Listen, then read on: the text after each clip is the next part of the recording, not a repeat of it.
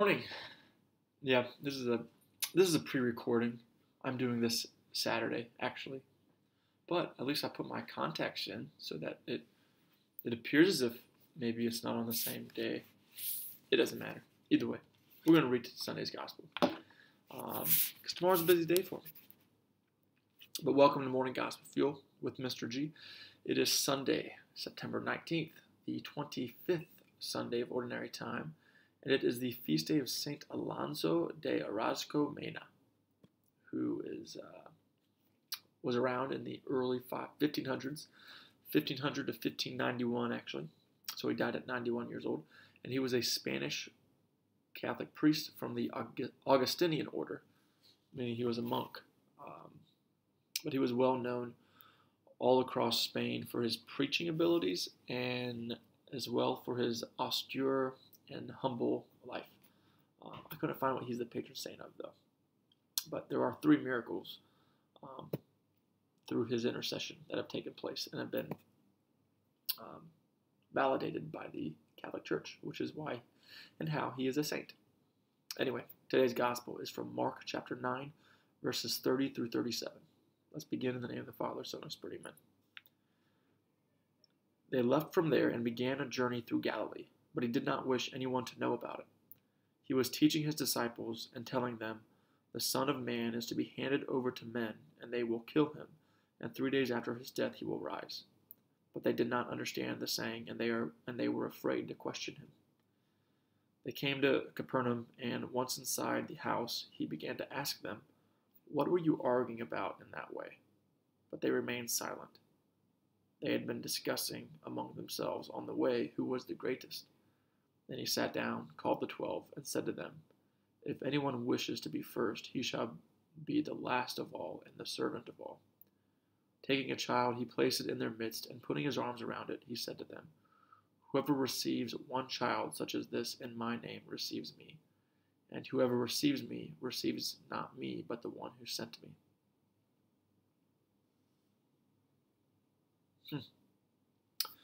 All right, so we've got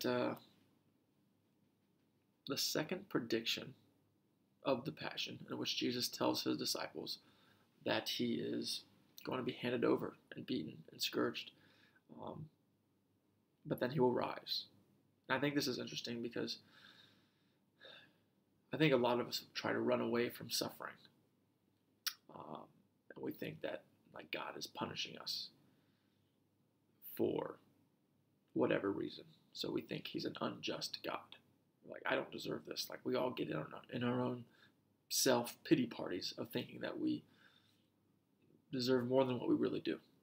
But we got to keep in mind here, as Jesus' second prediction of the Passion, of like the humility it takes to be just a Christian in general, in which if we think like God made Jesus suffer one of the most cruel deaths ever known to mankind, where he was scourged, beaten, and hung on a cross naked in front of everybody, and just let him hang there, and he died.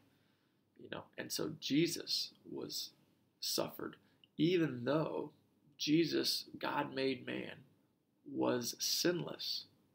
Like, Jesus never sinned. He was God, but yet God the Father, God punished Jesus and made him suffer for our sake. So if Jesus, who is sinless, is going to suffer, who are we to think that we who are sinners are not going to suffer? No, and we deservedly need to suffer. That's what it means to be a Christian.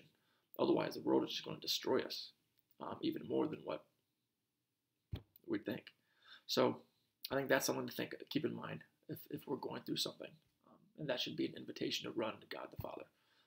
You can see, I actually have a picture of the agony in the garden of Jesus, knowing what's going to take place and going to the Father, looking up to him in heaven and asking him if this is really going to take place, because he didn't want to, but he did it, and that was the will of Jesus, or will of God in Jesus' life. That's why God brought us Jesus. So anyway, and then we also get, in the second part of today's gospel, the apostles are arguing about who's going to be the greatest in the kingdom. And Jesus tells them that you have it all backwards. You don't need to be striving for the higher rank.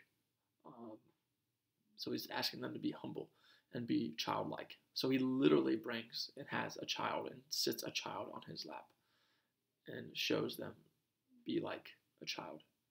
And whoever receives one child such as this in my name receives me. So he uses the material and just the material of the human body of a child to teach them a supernatural, spiritual lesson. And because he knows how tangible us humans are. That's why the church has the sacraments and all these different, objects and stuff to lead us to Christ, because he knows that we need that. So anyway, with all that being said, I think the challenge is from the first part of the gospel of how well do we embrace suffering, and do we have hope and trust and faith in God that all of that suffering that's taking place, maybe for even one of us or for you and I right now, how is that going to help bear fruit in not only this life, but the life to come after this, whenever we're all dead. So have a great day. God bless. Keep it real. Have a great Sunday. In the Father, Son, and Spirit, amen.